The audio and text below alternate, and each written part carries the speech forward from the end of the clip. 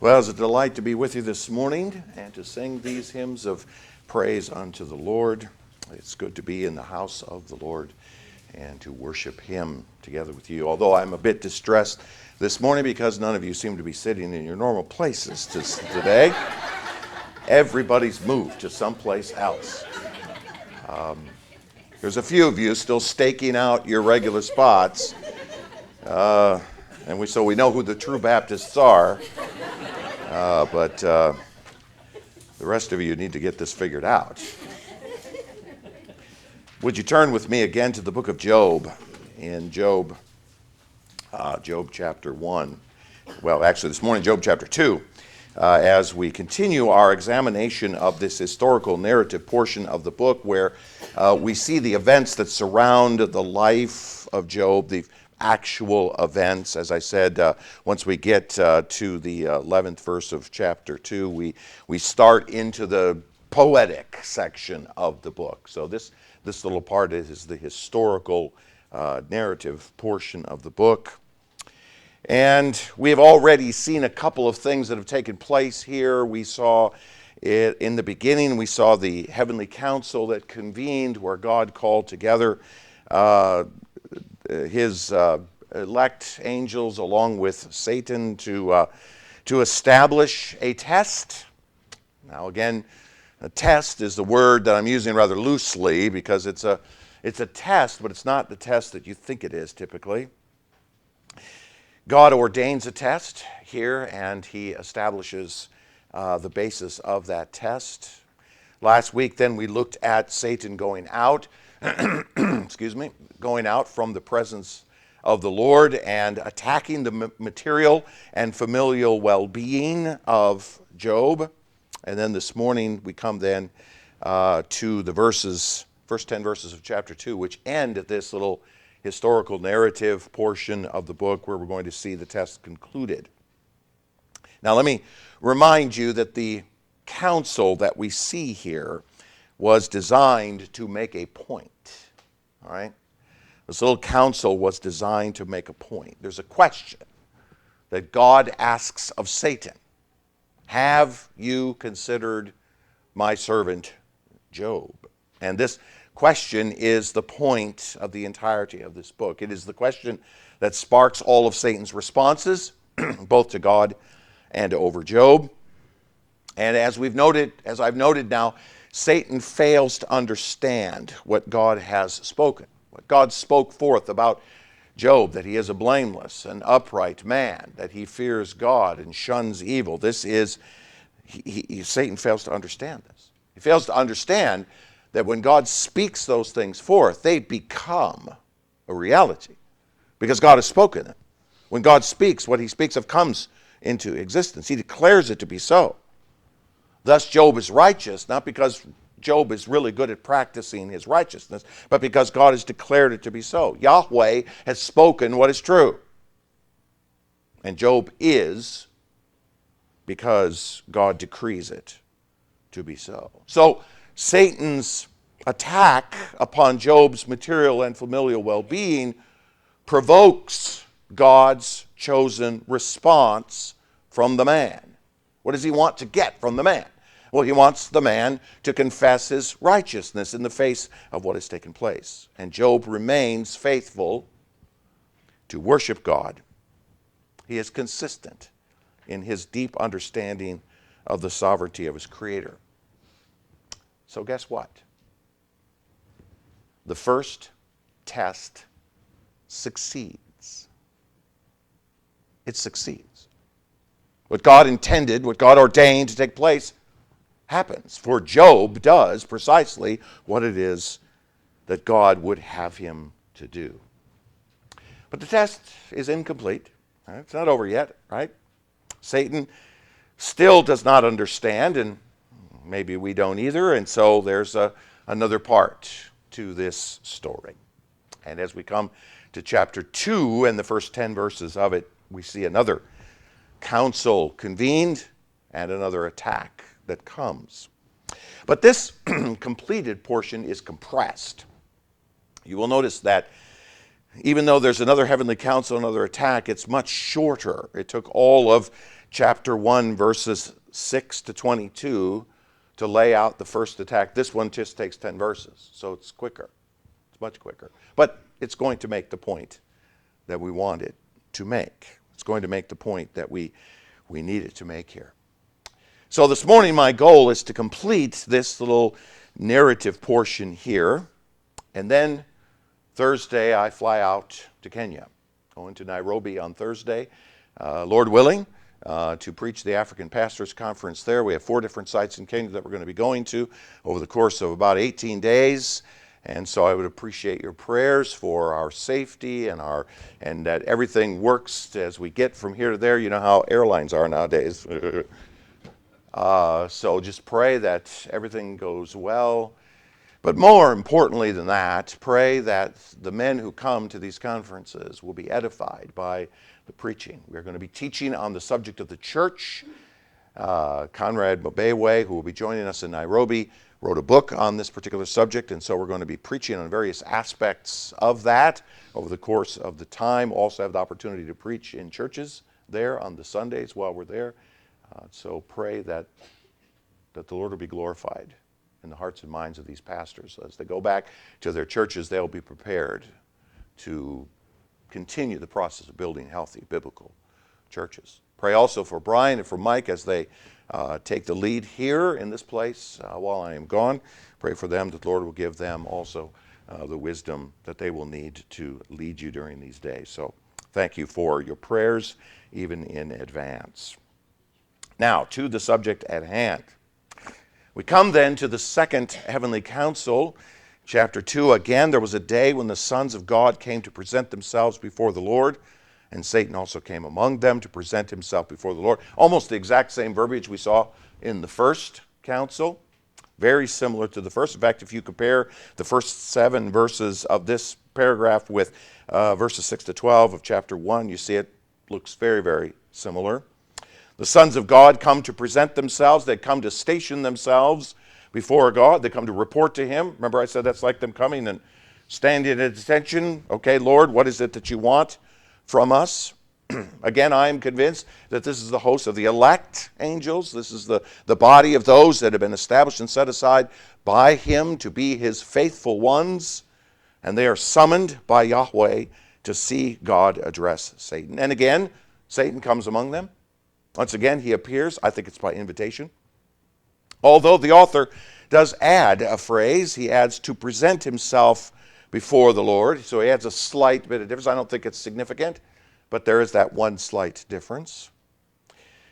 Maybe the difference in this case is now it's time for Satan to come and to answer to God as to his actions after the first council, or what he's done to Job now. Maybe he's being summoned by God to say, okay, let's talk about what you just did. And let's talk about the effect that it had.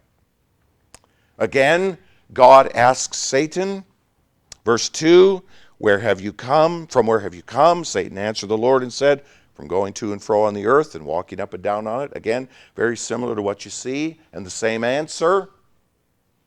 No change there. And God again, in the next verse, points out Job. And the Lord said to Satan, have you considered my servant Job, that there is none like him on the earth, a blameless and upright man who fears God and turns away from evil? So he re-articulates that he is blameless and upright. However, God adds a phrase now. Something's changed. Notice what he says. He still holds fast his integrity, although you incited me against him to destroy him without reason. Now, I contemplated spending a bunch of time in that phrase because you'll notice how the way that God puts it. You incited me, okay?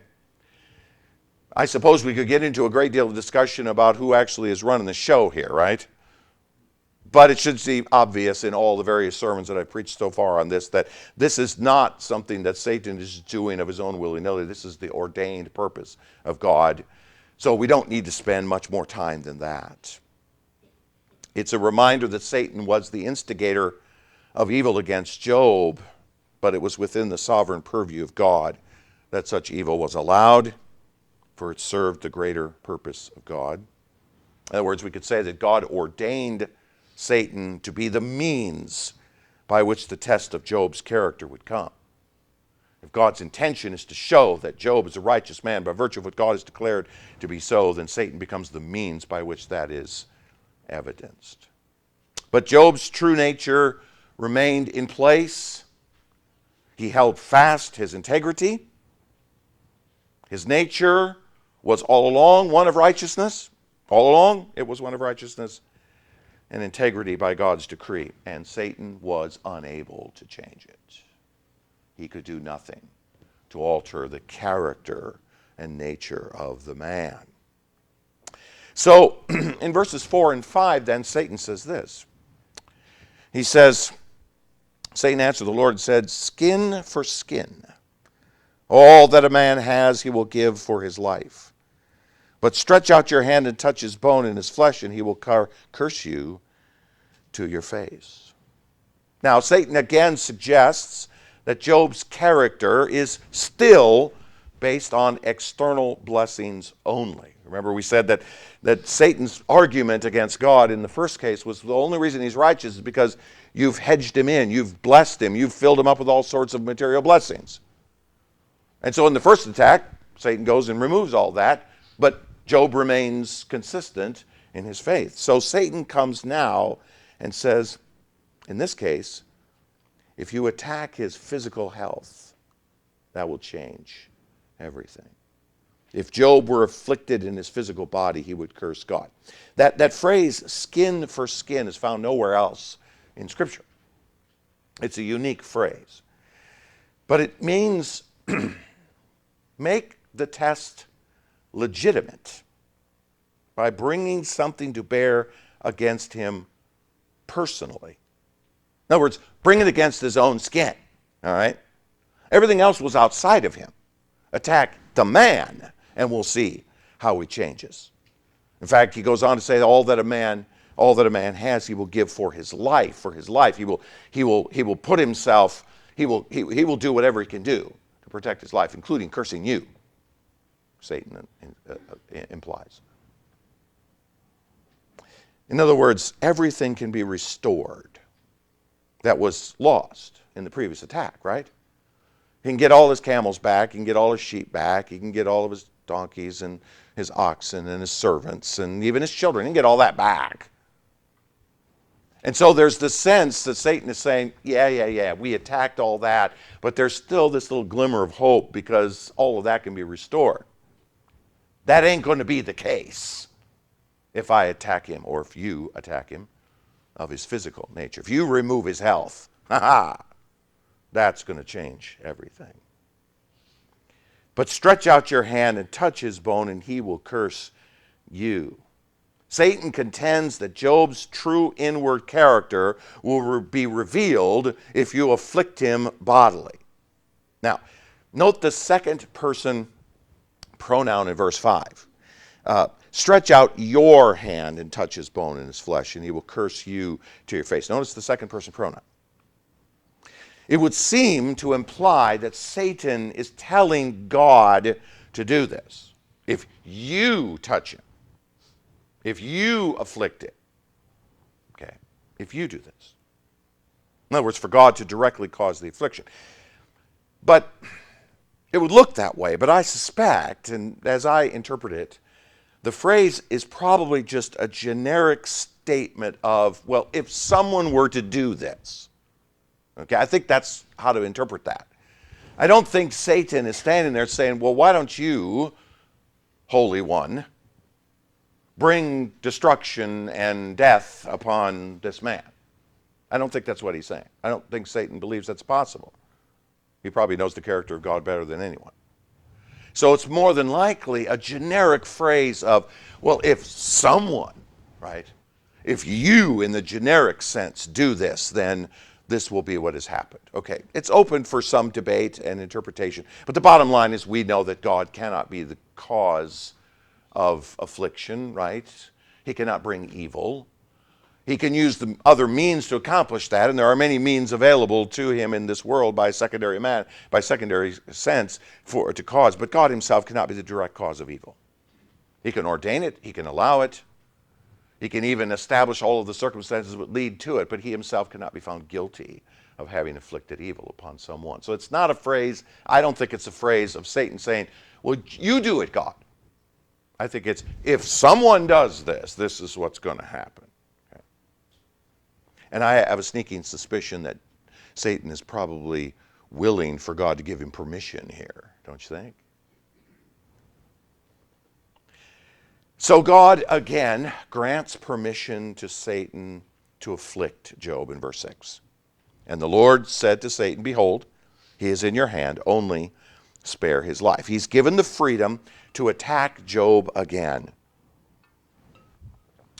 Although it is assumed that God is granting Satan the authority to make Job suffer physically, bodily, okay? He doesn't say that, right? Behold, he is in your hand. So the implication, based on what Satan has already said, is that God is saying to him, well, go ahead and attack him physically. You'll notice it doesn't say that, but you get the implication of that, right? Nobody is going to say, well, Satan's asking for something else here. We know the context. He is in your hand. And like the first ordination, if we go back to verse 12 of the previous chapter, Satan is limited by God as to the extent of his attack. He is in your hand only, spare his life. In other words, you cannot kill him. All right? The power of life belongs to God. I'm not granting it to you, God says to Satan. Satan must spare his life. God does not give permission to kill Job. And let me suggest to you that such an outcome would not have served Satan's purpose anyway. Right? Doesn't make any sense for Satan to go and kill the man and then go, see, he's not righteous. Doesn't prove anything. Even in a sense, it's almost tongue-in-cheek where God says, yes, he's in your hands, only don't kill him. It's almost as though God is going, yeah, you don't want to do that anyways, do you? Dead men tell no tales. So, again, we see the heavenly council convene. It looks very similar to the first council. It has a few slight differences. Now, in verses 7 and 8, then, is the compressed portion of this dialogue, all right? Because it took a number of verses to describe how it was that Satan came to destroy all of the stuff that Job had, right? One after another, after another, after another, 4 different sermons come in and describe what has taken place. Now, the writer compresses it all into a very simple little sentence. Verse 7. So Satan went out from the presence of the Lord and struck Job with loathsome sores from the sole of his foot to the crown of his head. And he, that is Job, took a piece of broken pottery with which to scrape himself while he sat in the ashes.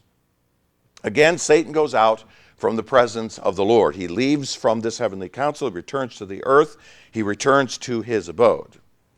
In this case, however, his strike against Job is summarized in a short phrase. Loathsome sores. Some sort of deep skin sores. Ulcers or boils or even eruptions. Smallpox falls into this category, for example.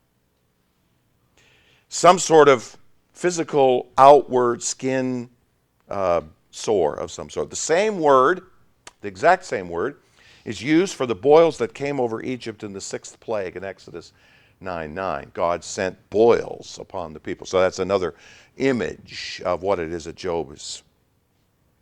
The law of God prescribed specific actions regarding how to stop the spread of them. Even in ancient days, it was understood that this was infectious and that it could spread. And so the law had very specific dealings with it, Leviticus 13:18 and following. Moses went so far as to warn the people of Israel that such would be the punishment over them if they forsook the law in Deuteronomy 28. You abandon the law of God, God's going to send the boils of Egypt on you. And we believe that Hezekiah Good King Hezekiah was healed of such a disease by the prophet Isaiah. If you compare 2 Kings 20 with Isaiah 38:21. And you remember he was healed of that, and then he was given extra time. And during that extra time, he birthed Manasseh. In other words, a terrible skin disease characterized by unforgivable pain and itching. Imagine a man sitting there scraping himself with a piece of broken pottery because of the horrificness of what he is dealing with. It would be probably to soothe the itching, the unbearable itching that would come in his skin. Now, it's interesting, isn't it, that Satan says, skin for skin. It appears literally here, doesn't it? Satan attacks the skin of Job rather than inflicting him with some sort of internal disease. Doesn't give him cancer, doesn't give him a heart attack, doesn't give him a lung disease, or any one of 1,000 other ailments that you could get internally. Nope, he attacks his skin, quite literally. I suspect that it's possibly an attack for the fastest possible response. You give somebody cancer, it takes a while for it to show up, for it to start having its effect, right? A lung disease of some sort takes a while. But let me tell you, the moment you catch chicken pox, man, you know it, right? I caught chicken pox when I was 17. Took 2 weeks off of school because I got chicken pox. It was not pretty. In other words, what God ordains to demonstrate that the inner man remains intact even while the outer man is afflicted. See it? It's almost as though God ordains for Satan to attack him skin for skin so that the outward nature of the man is affected, but the inner man is left alone, okay? I don't want you to miss that imagery. It's easy to overlook that. Satan's attack is only allowed to go skin deep because God is demonstrating that the inward nature of Job, his heart and his soul, is unaffected by Satan's workings. Attack the outer man only. Now, this leads to the responses, plural, that come. And the first is Job's wife's response. Verse 9. His wife says to him, "Do you still hold fast your integrity? Curse God and die." Now, it's at this point that I want to reflect upon a phrase that I conveniently overlooked for the last few weeks. Some of you brought it to my attention and kept poking at me to deal with it. But now's the time to do so. And it's a little phrase that appears in God's description of Job, both in the first and second heavenly councils. If you go back to chapter 1 and you look at verse 8, God says, "Have you considered my servant Job, that there is none like him on the earth?" And he repeats that in chapter 2, in verse 3, "Have you considered my servant Job, that there is none like him on the earth?" Now, I'm including it here because I think it makes for good context. Now's the point to discuss the fact that Job is all alone in the world as a man like this.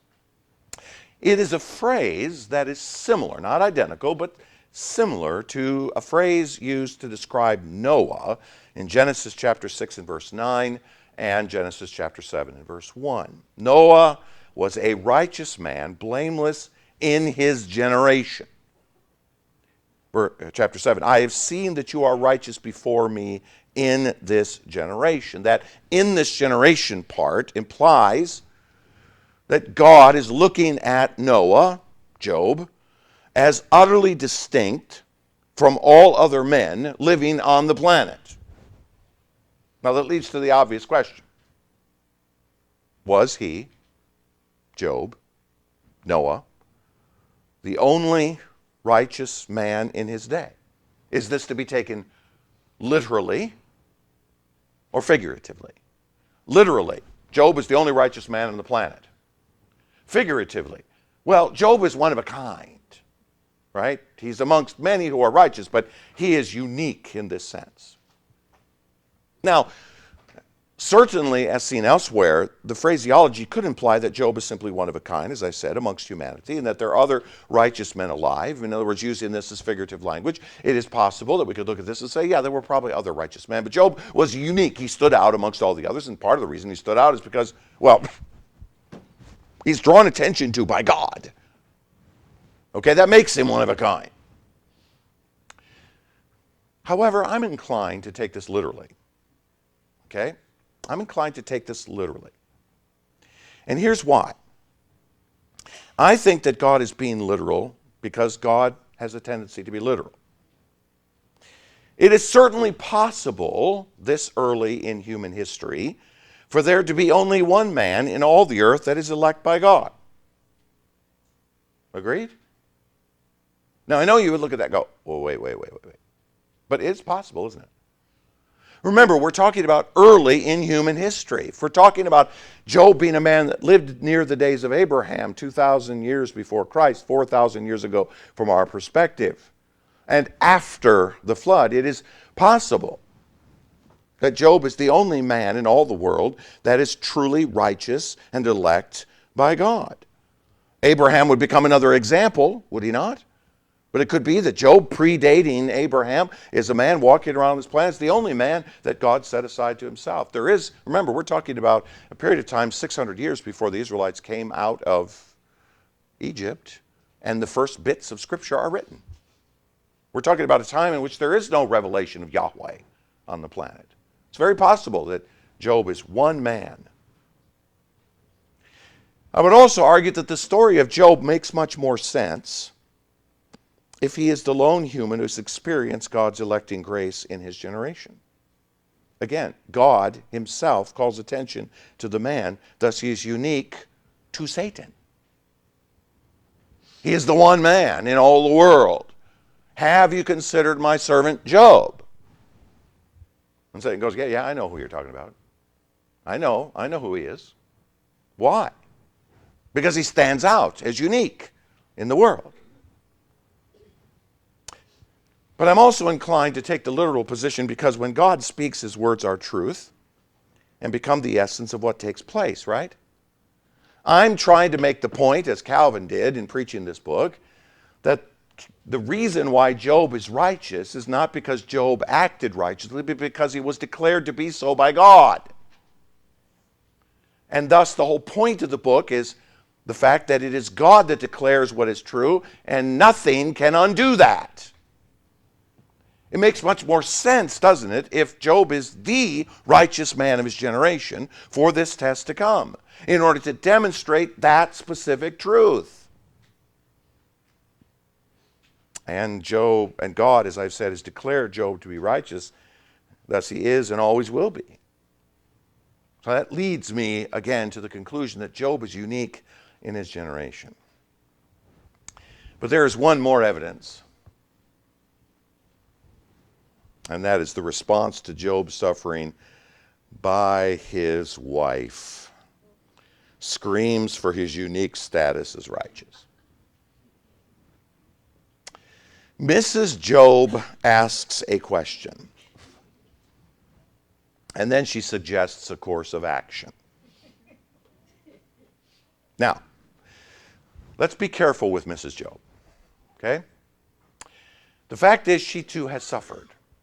Agreed? Job is not the only one who lost everything materially. All of what he had, she had. And those children were all hers too, you remember, and probably more hers than his, on the grounds that she was their mother.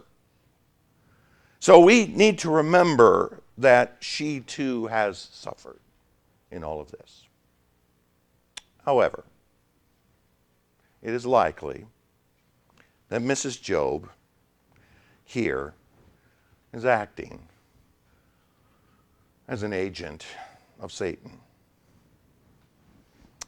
to increase his suffering by bringing against him even the woman that should be his greatest support. Of all the people on the planet, the one person that should be his greatest support is the one person who comes to him and says, curse God and die. I'm convinced that this is Satan using her to increase Job's suffering, just as he did those 4 servants that came into the house and announced what had taken place. She becomes the final announcer of trouble in his life. Her question then is this: do you still hold fast your integrity? Are you still going to trust God and follow him? Seriously? Are you still going to trust God in the midst of everything that's taken place? Or, let's put it rhetorically, why do you still believe you can trust God? Isn't this enough to convince you that obeying the law of the Creator God is pointless? Now, let me suggest that that particular question becomes in much the foundation of the first speeches that are going to be given in this book. So, hold that thought. See, Mrs. Job's question seems to indicate that she is not a righteous woman. I don't see her righteousness, do you?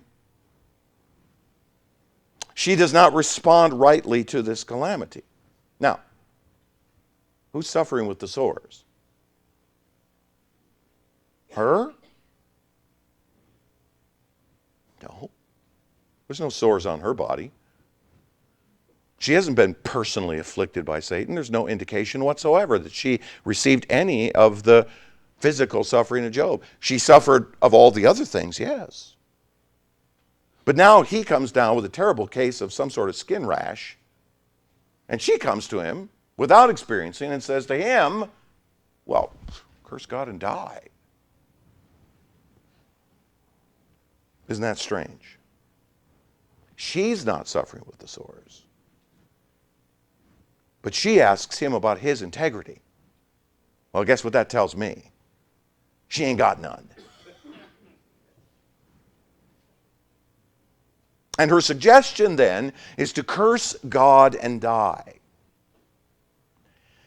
She says to him, listen, there's no reason to go on living if life is nothing but suffering and loss. Look, you don't need to suffer. It's better to die than to suffer. Right? Just kill yourself. Does that sound familiar to you? Does that sound like a culture that has decided that it's better to kill than to have to live with the consequences of our actions? Or to die rather than live with the consequences of our actions? The child is inconvenient. Just kill it and let's move on.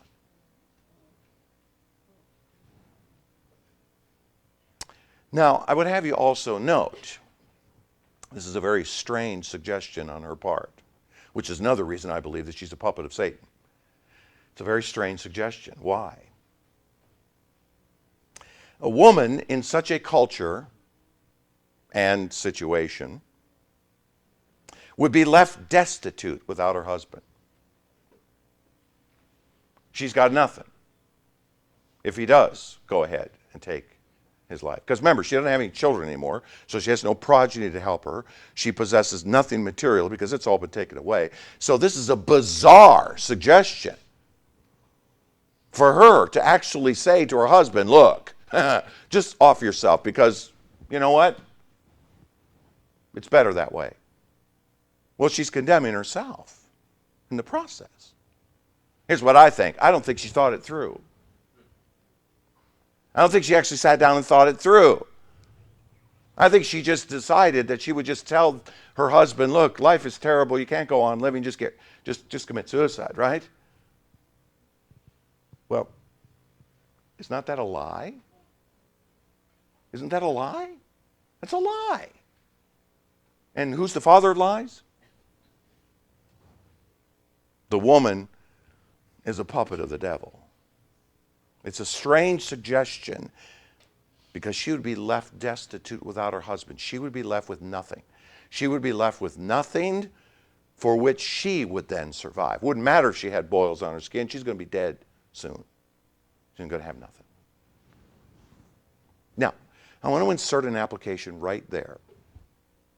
Doesn't really have much to do with the text, and I realize I'm doing a little eisegesis here, but it's okay. I think I can get away with it.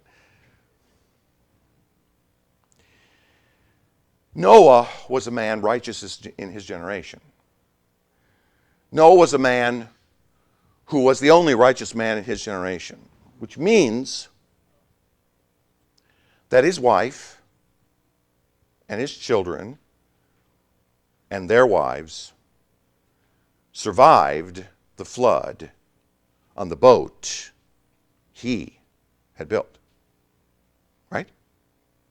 There's no indication in the text that Job's wife was a righteous woman, or that Job's sons were righteous men, or that Job's sons' wives were righteous women. There's no indication of that whatsoever. It's never spoken of. They survived the flood through the righteousness of Noah. In this particular case, the same kind of situation presents itself. Here's a woman suggesting that her husband ought to commit suicide because his life is so miserable, but she hasn't stopped to consider the fact that the only way she's going to make it is with him around. And here's the application I would make to that. The elect of God in all generations are saved through the righteousness of someone else. The elect of every generation are saved through the righteousness of someone else. We who trust in Christ, we are saved not through our righteousness. For how much righteousness do we have? None. But rather, we are saved through the righteousness of another. And his righteousness is imputed to us. Just as Noah's family's righteousness was imputed from Noah, saving them, and Job's wife should be saved and will be saved, we'll see as this book concludes, through her husband, thus all of us are saved through an alien righteousness. This is what makes Christianity, genuine biblical Christianity, unique.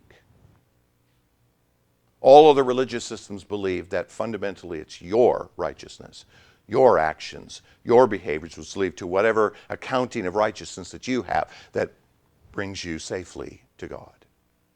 But Christianity teaches no. We have no righteousness.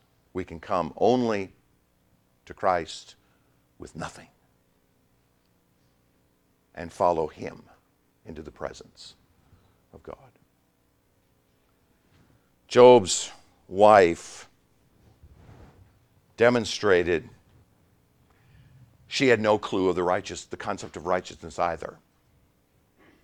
Now, I would add, just in passing, that may be exactly what God was intending here. For this woman to be pushed to the edge so that she might come to understand what genuine righteousness is all about. Maybe in the end, as God restores all of Job's fortune, that she is also so blessed to truly understand what righteousness is all about. And who declares it? Maybe. We'll see. But Job responds to his wife, verse 10. He said to her, but Job said to her, "You speak as one of the foolish women would speak. Shall we receive good from God, and shall we not receive evil?" In all this, Job did not sin with his lips. Now, would have you notice something here? Although Satan attacked Job's flesh, he did not prevent Job from speaking. Okay? I want you to notice that. I thought of this, came to me out of the blue. Okay, came from the Spirit of God. While I was walking around amongst the various junk piles at the camp on Tuesday, I think it was trying to figure out, what is this passage? What's the end of this passage all about? How does this work? And then it dawned on me, wait a minute. Job has the ability to speak, and all of these verses are about words. Okay? I want you to see that. He was still able to talk. He was still able to speak.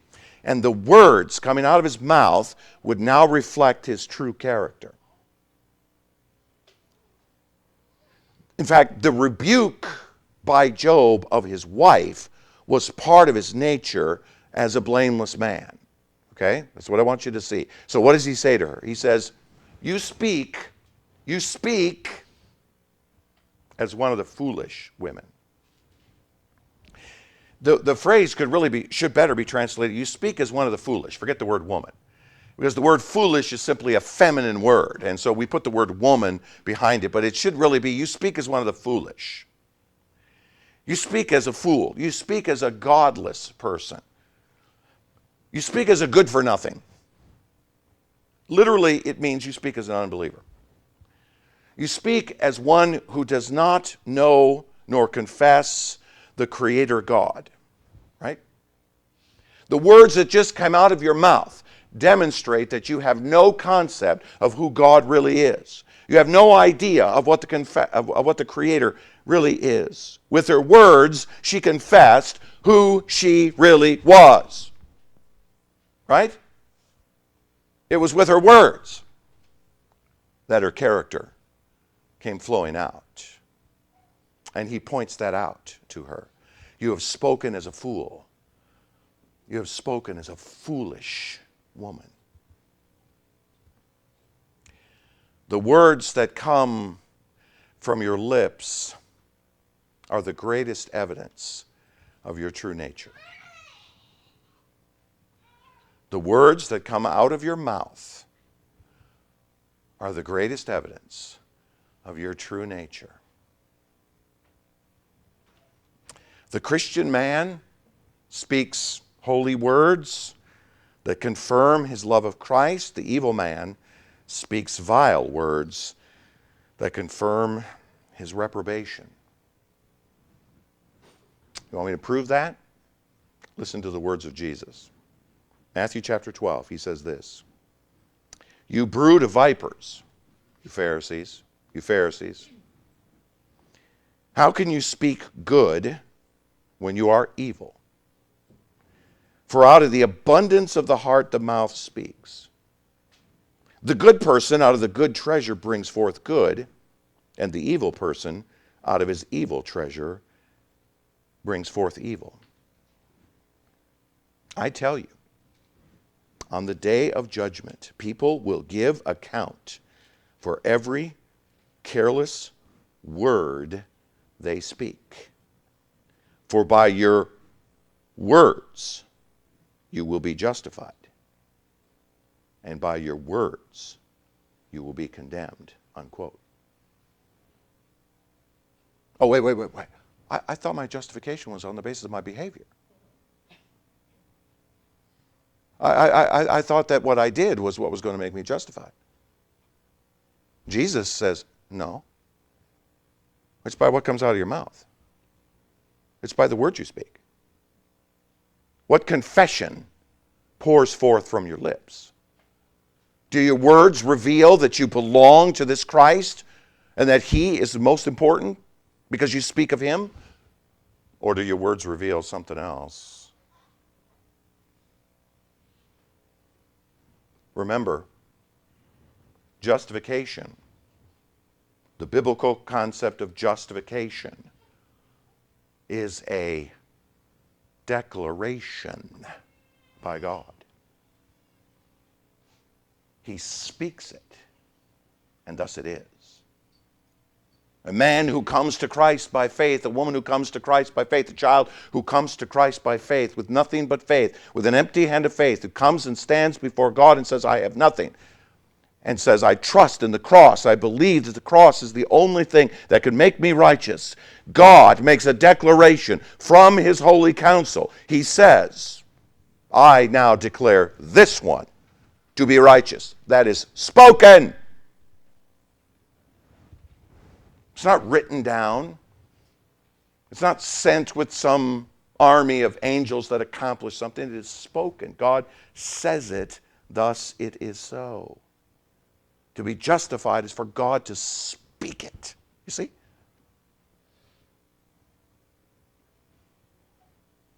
The essence of salvation, Paul says. Remember Romans chapter 10, verse 9? What's the essence of salvation?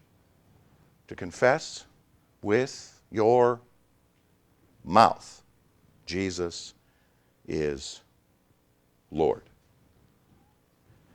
such that everyone now knows who you really are.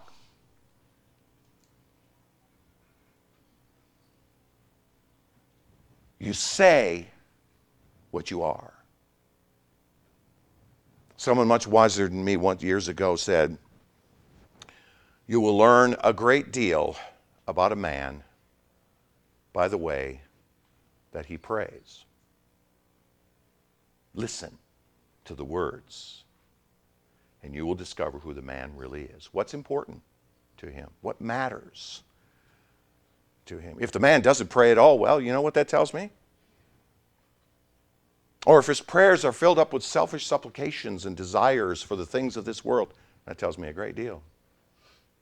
But if his prayers are filled with submission and humility before God, centered upon Christ, that tells me a great deal about who he is.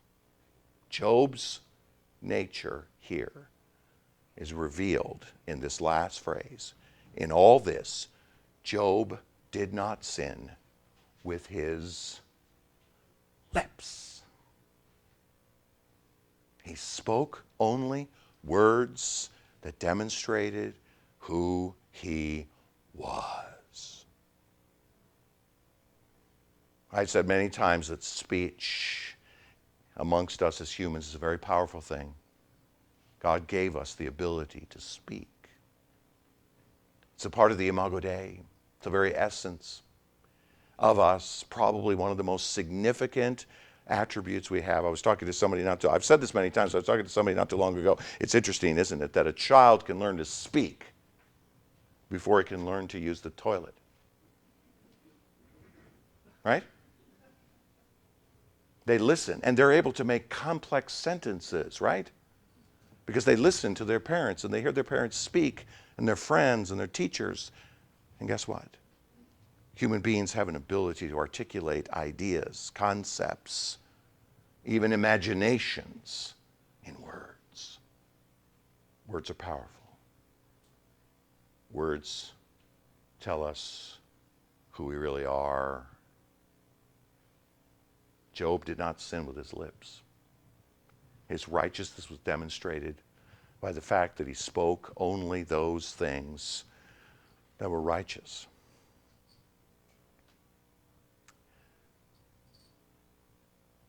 But then Job starts to talk. And sometime in August, Lord willing, we'll come back and begin looking at Job and his friends speaking. Now, I would have you to hold on to this phrase, in all this Job did not sin with his lips, because I'm convinced that that phrase governs everything that comes through the rest of the book. And while Job may say stupid, foolish things at times, he does not sin with his lips. And God will vindicate him in the end, because his nature is such that he is holy. Okay, so we'll base our examination of the poetic section of this book on that thought.